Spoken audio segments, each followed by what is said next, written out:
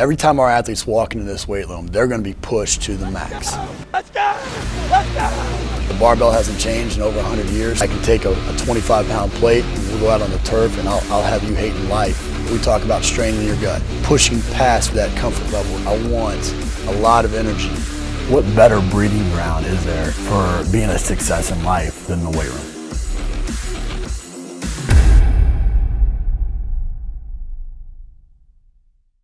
Hey guys, welcome back to Iron Game Chalk Talk. I'm your host, Ron McKeefery, and this is episode number 198.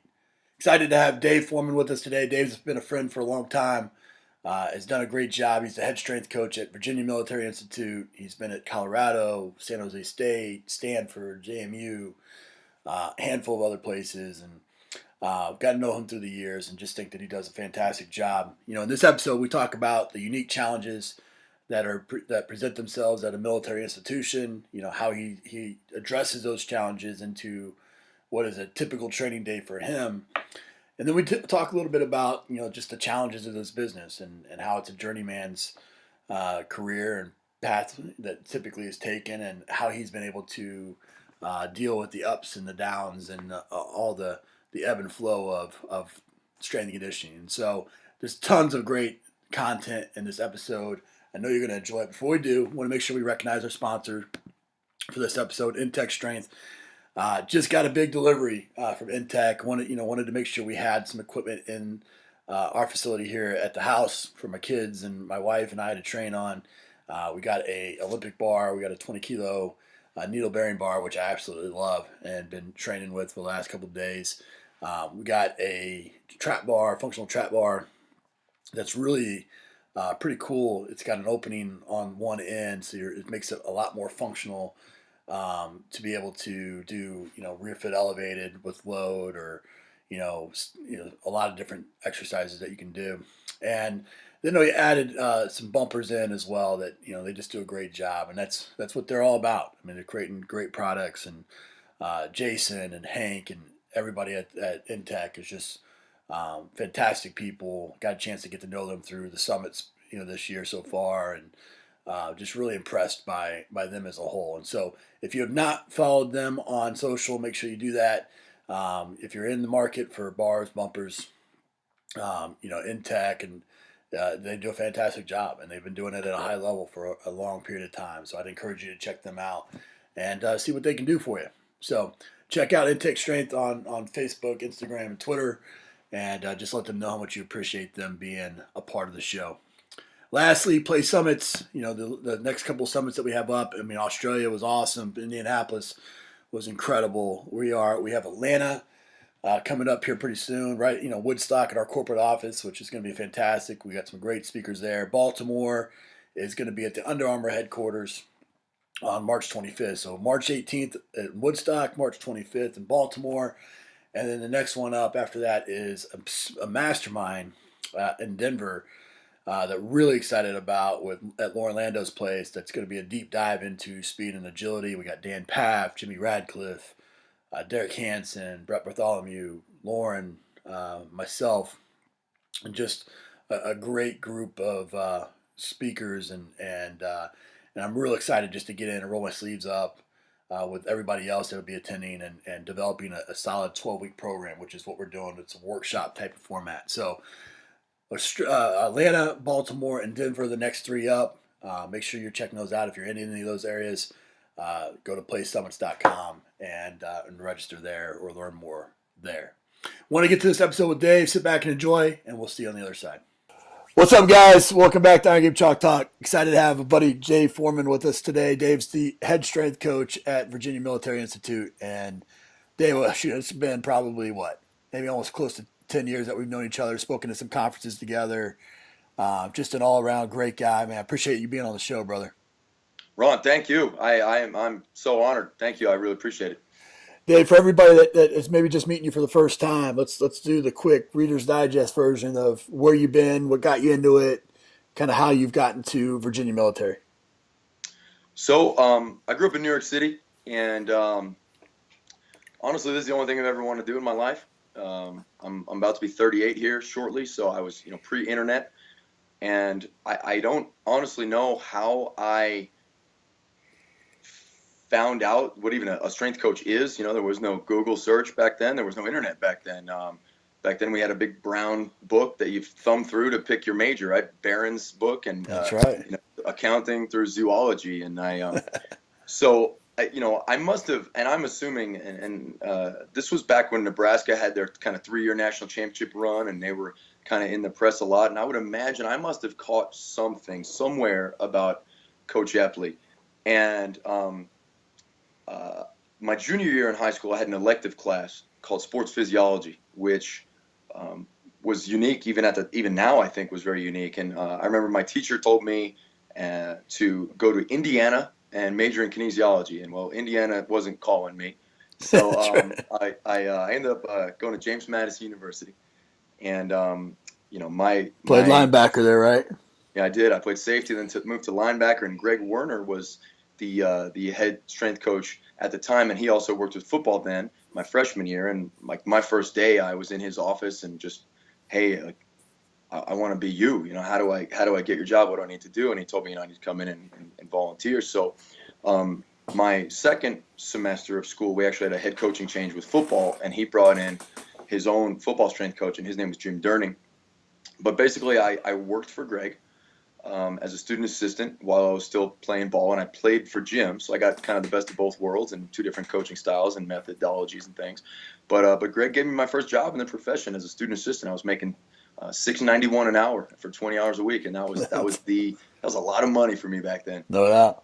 No doubt. So I was there, and pretty much every off season and summer I was working for Greg. And when it came time to graduate, my senior year, I sort of got a little sidetracked. Maybe I decided I wanted to own my own gym or private facility. Back then, you didn't hear a lot about private facilities, and Velocity was just starting to proliferate. Velocity had like, I think 2 in Atlanta, and they were starting to just really grow. Right. And I always wanted to move to California. I mean, I'm from New York, and Virginia was about as far away as I could get at the time.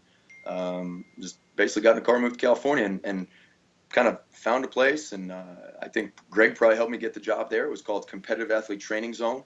And they now have franchised, and they have a number of facilities, or they did. I think they still do. And they were like a PT clinic. There was some rehab going on, and then they transitioned over into that sports performance realm. So I worked there, and I learned a lot. I worked there for about a year, and I kind of just decided, and I never thought I would, but I decided, hey, I missed the collegiate setting. I want to go back into that type of realm. I probably need to be a graduate assistant. I kind of, didn't even consider that as a thing. So I wasn't even considering grad school. So it took me a little while to kind of get my grades sorted out, because to be honest, I took all my major classes early. I did great in them, and then I had to go back and take all your gen ed, and I wasn't paying attention because I was worried about the weight room. So I kind of had to make sure my situation was in order, and applying for different graduate schools, and I guess just reality wasn't quite what I thought it was. Right. So I ended up I did one of those baseball internships actually around that time, which used to be very common. Right. I don't see them quite advertised as much anymore, but I did a stint with the Detroit Tigers in Lakeland, Florida. And, I was an intern there. I think you worked with the Royals at some point, right? I did. First job. So, it seems like back then everybody did something like that. So I learned a lot there, and I learned a lot at the first place as well. And then I eventually, and I don't really know how, in Reader's Digest version, I ended up working for an energy drink company. And I'm miserable. A what company? Energy drink. Okay.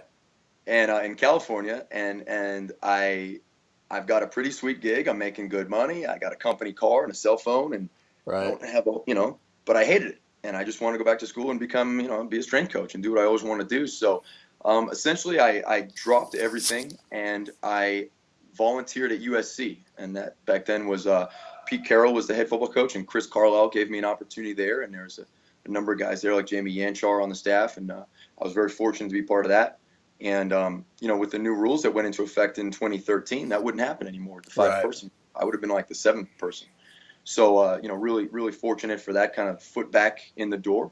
My next stop was I became a graduate assistant at Ole Miss, and I was there for about a year to complete my credits. I did an internship at Notre Dame. That would have been the summer of 2006. And then my first full-time job was as an assistant at Sacramento State, where my friend Gary Uribe had become the head coach there, having been an assistant himself at USC, and we had worked together. So I went up to Sac State to help him kind of get started. And, they basically had carved out some money for me there. And at some point it was like, hey, we can't pay you anymore. I was like, oh, wow. So I ended up I literally drove back home to New York City, and I'm 27, and I'm sleeping on the couch, and I'm at my mom's place, and I ended up getting a position, as assistant position in Northern Arizona. I was not there very long because my next stop was a paid internship, was the title at the time, at Stanford University. And that's when things kind of really started to take off for me professionally, and when really kind of things started to click. I was there for about 2 months, and there were some changes on the staff, and I got promoted to a full-time assistant right off the bat. And I was there for 3 years. I worked under Shannon Turley there. Coach Harbaugh was the head football coach. I was there for 3 of his 4 years, and obviously the football team had a great deal of success. Right. Very fortunate to be part of that there. I worked at wrestling there as well. Then I had an opportunity to interview and become the head guy at San Jose State. So I went over there as the head football strength coach, and then I was there for 2 years. And then the staff went to Colorado, and I was there for 3 years. And then saw the other side of the business that we all kind of talk about, but nobody really prepared for. And I spent some time out of work, and very fortunate to be here at VMI. I've been here since June. Man, there's a lot to dig into that. I think what I like to usually do first is going through that process and being, even though there was a lot of stops along the way, you were still a relatively young head strength coach when you first got your big opportunity, and compared to most people, when you do get that opportunity, from experience, I know that you often make mistakes. What's been one of the biggest mistakes that you've made, and kind of how you learn from it? Well, in truth, and I've actually spoke on this at national clinics and conferences, kind of like my journey and lessons learned. And right. And really my biggest mistake, it's kind of twofold. One, it's not really focusing on the job I have and worrying about the next thing. So as I described, a little bit of, I got away from the profession slightly. I took a little curve into that energy drink or kind of, private sector realm and trying to get back in. I always felt like I was older than I should be. For example, when I was a GA at Ole Miss, we had a full-time assistant who was younger than me. Right. So I felt like I was behind on the times. Right. So I graduated from Ole Miss in 1 year. I pulled every string and trick in the book, and I had a 4.0 GPA and whatever, but I was so worried about my next job that I wasn't doing my own job very well. Right. And that was a pattern for quite a while. Worrying about, focus on the future and not what's right in front of me. The other thing is I've been narrow-minded. There's been times where I think I know it all, right, or I thought I knew it all. And, again, it was when I got to Stanford, and I credit Shannon Turley quite a bit. And, he's gotten a lot of, fame and accolades, obviously, for the program that he's built at Stanford over the last 10 or 11 years now, and they're well-deserved. But even from a staff and a management standpoint, he was the first one that ever sat me down and told it like it is. And you don't always react the way you maybe should, and I really took that to heart, and it kind of hurt. You put a lot of stock into what you do, and you want to be good at what you do, and for someone to say, hey man, like, you're messing up, or hey, you're not as good as you could be. And, at first your reaction is a little maybe hostile or something, but then, you got to really look in the mirror, and that's when I really did, and realize I needed to change and I needed to improve, and that really kind of helped me. And that's when my career started to flourish. Yeah, I couldn't agree with you more. I think that's something, as I say all the time, make the big time where you're at. You got to focus on that first, and then what you'll find, like you're finding now, I would imagine, just like I found when I left the Cincinnati Bengals and went to Eastern Michigan, or when I first started at South Florida. When you make the big time where you're at, eventually it gets to a point in this business where you don't care what logo's on your chest. It's all about the kids, and it's all about working and focusing on them, and you can you'll find the good in everything that way for sure. But What you've gone this journeyman's route, and you ended up at Virginia Military Institute, and at VMI. Obviously, there's a unique set of challenges, I would imagine, compared to the other places that you've been. It's a military school.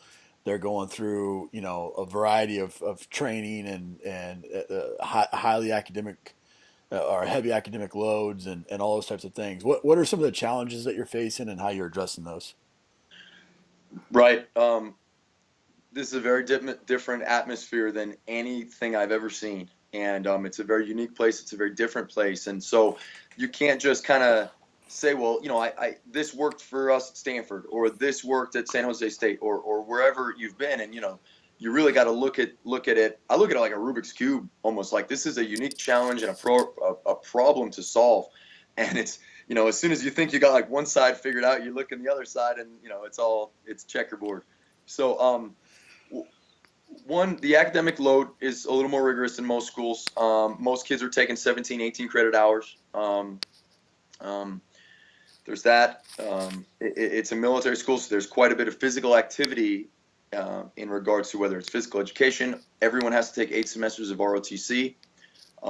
We do have our own VFT, Virginia Military Fitness Test, that they have to contend with, as well as each branch of ROTC has their own slightly different version of a similar test, which physiologically doesn't always match up with, whatever sport it is, particularly football. Right. And so trying to understand the totality physically of what it is that they've gone through. So we only have a very limited amount of time in the day. Athletics all must occur roughly between 3 and 6:30. So that would be practice, that would be meeting time, that would be training, anything. So right now we're in the off season. I get the largest chunk of that time, but in season, that's difficult, Right. Getting pulled a lot of different ways. They have to be in formation and march into supper by 7 p.m. So that includes time to shower, get dressed, get over that side of campus.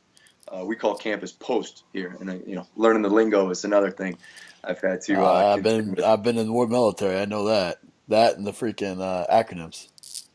Yes, absolutely. Everything's an acronym. But so what I've had to do is, and I think it's still kind of, I'm still learning as we go here. But we've developed somewhat of a variable system that looks at, we use kind of like a subjective questionnaire and almost have like a stoplight situation, red, yellow, green.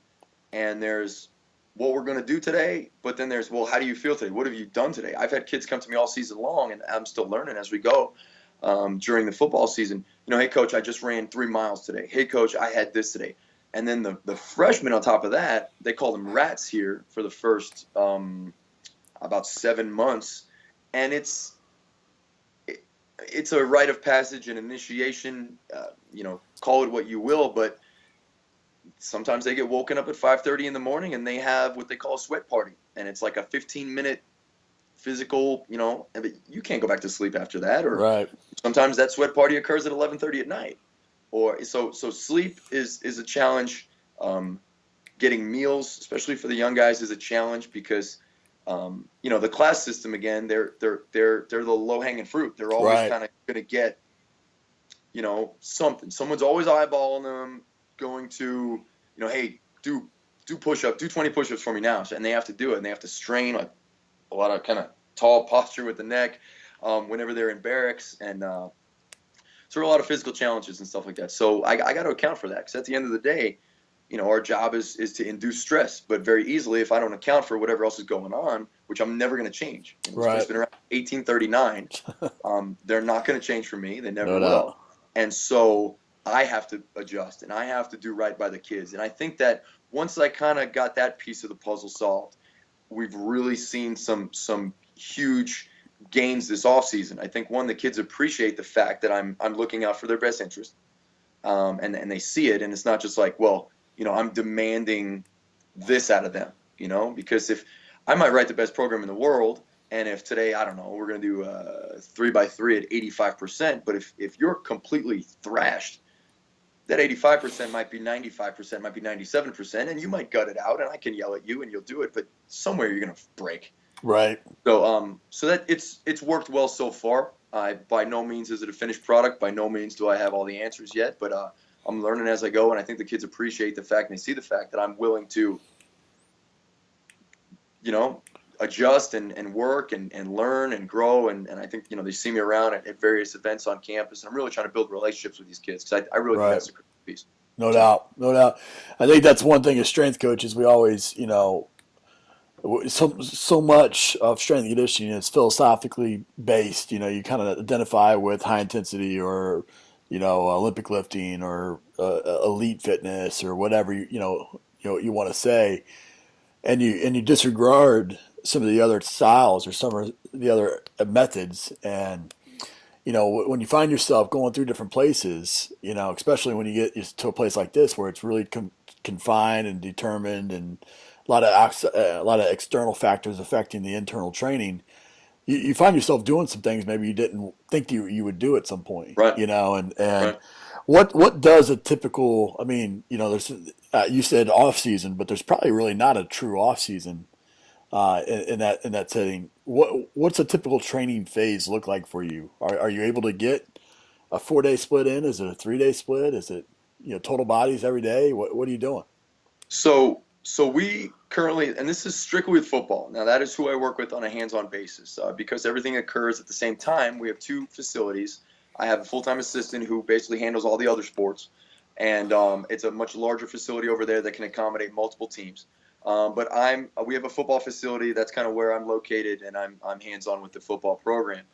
And so speaking for them, I don't get to train them on Fridays. That is, there's various things in the schedule that I don't get them on Fridays. So unless they're in season, if they're in season and we had a Friday practice or a travel, then we get that. But when we're technically out of season, which football is currently, I don't get Fridays. So we're working on a 4-day, Monday through Thursday. And I guess if you had to put a name on it, we're kind of like a daily undulating, where Mondays and Thursdays are our big, heavy, high CNS days, our heavy strength days, if you will. And it's total body lifts throughout. And then the other 2 days are lower, more strength endurance, hypertrophy type days. I kind of use Wednesday to kind of ramp up for Thursday a little bit. Thursday compared to Monday might be a little higher, knowing that they have 3 days off.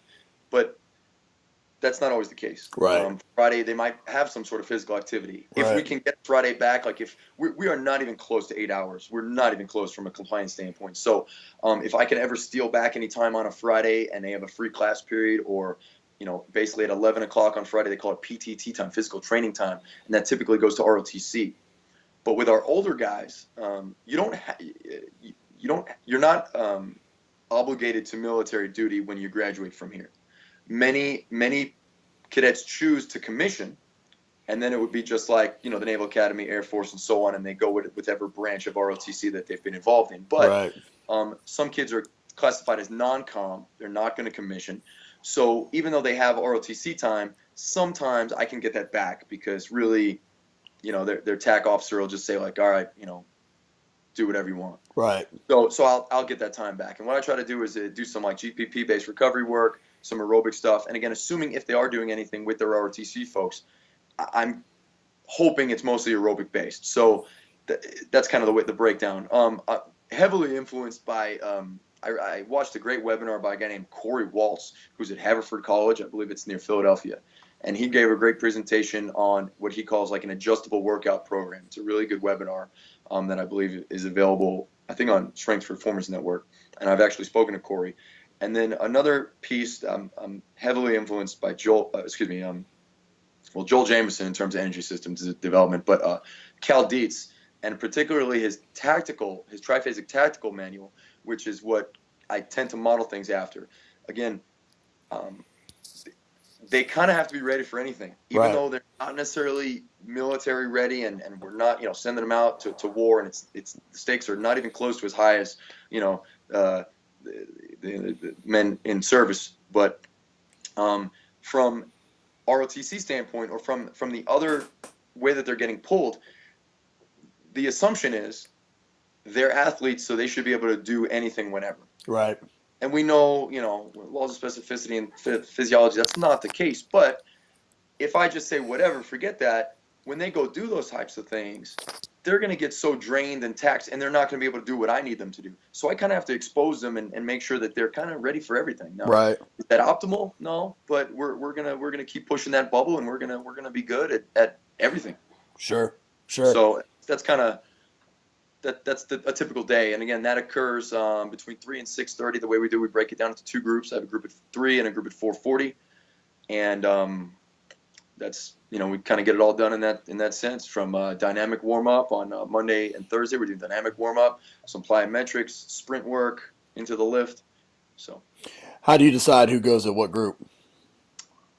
I let them choose. Okay. It's worked out well. There's only one day, maybe once a month, where they have this lab that every now and then on a Thursday I'll get a little slight imbalance where maybe I got 20 guys in one group and 50 in another, but we can accommodate. It's not, we have 14 racks and platforms, and I've tried to make the rack the hub of everything. Right.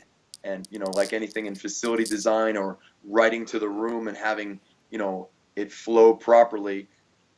Having one really nice piece of equipment isn't going to do me no good if I have 50 guys that are waiting in line to use it. So that's right. We've tried to be very efficient and effective in what we're doing. And so like, for example, we had like 2 lat pull down machines when I got here. I think they're great machines and they're awesome, but I had 2 of them. So instead I got rid of them and I got 14 of the Spud Econo pulleys. And now we have 14 lat pull downs on every rack that are plate loaded. So, we're a lot more time efficient, things like that. That's what I've been trying to chase. Yeah, we did the exact same thing at Eastern.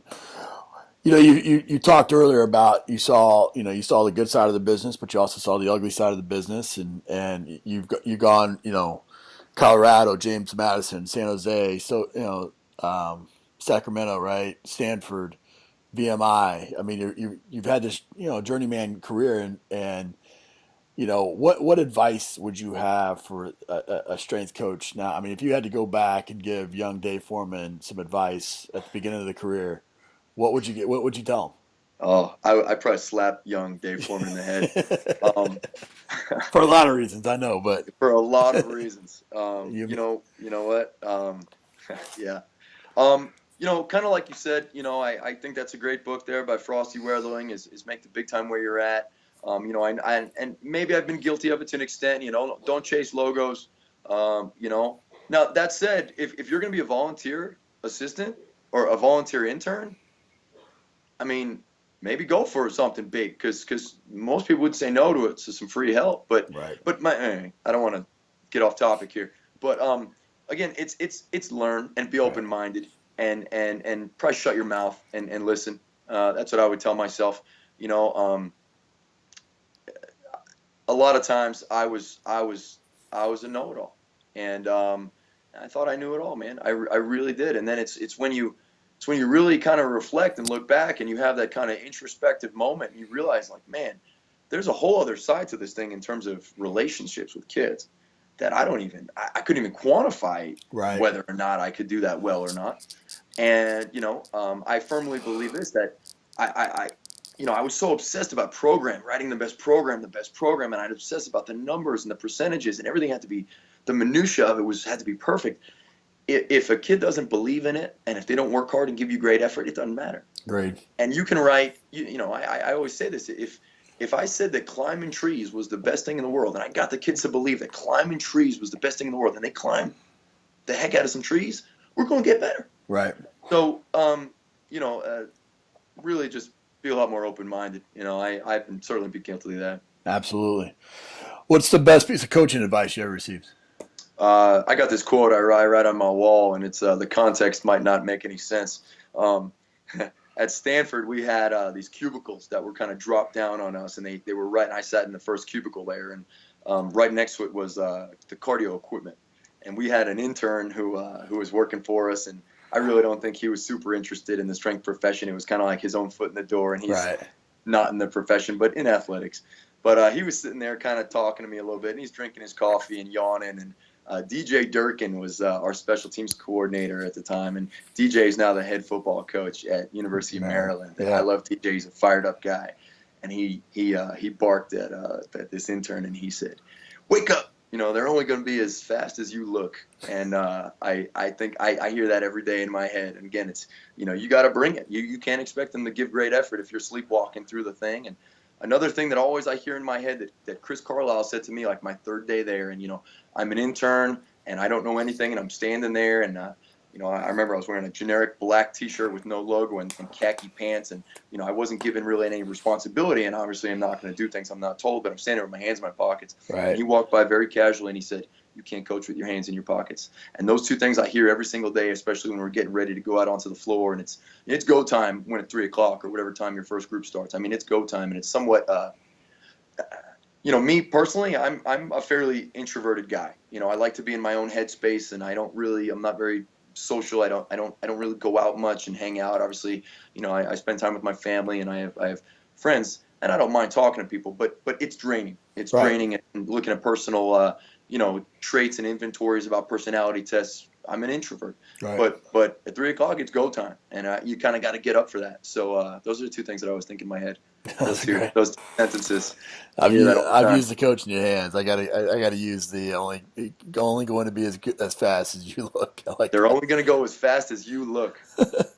What about a book, app, website recommendation? Ron, your book is incredible, man. Appreciate that, And I've man. told you this, and young Dave Forman needed that book 15 years ago. And I was really excited when it came out. It's recommended reading for everyone I speak to. It's required reading for my interns. I ate that thing up in a day, and honestly, that would have changed a lot of mistakes I'd made, and I certainly appreciate that. I'm looking forward right now to Brett Bartholomew's book that comes out here any day now. I got to know Brett, and you know what? I want to thank you for something else. In San Antonio about a year ago, you invited me to a dinner. Yeah. And it was a all-star team, man. And when I think about those guys and all these guys that I've gotten to meet through there, it was Gary Schofield, it was Fred Eves, it was I believe Adam Fight was there, Yeah. Brett Bartholomew. I'm